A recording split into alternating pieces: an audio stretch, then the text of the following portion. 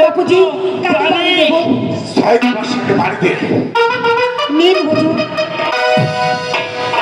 তুমি তোমার পিতাকে পানি খেতে দেবে না? না, ওকে পানি না দিয়ে রাস্তার কুকুরকে পানি দাও। অনেক ভালো, চলে এসো। সে দেখ সাহেব যেমন কর্ম তেমন ফল। তোর মেয়ে তোকে পানি খেতে দিল না, তোকে হুঁশিয়ার করে দিচ্ছি, আর কোনদিন যদি কোনো মা মন্ত্রীর জন্য দিকে হাত দিস, তোকে কোনদিন ক্ষমা করে দিব না। কথাটা বলে গেলাম।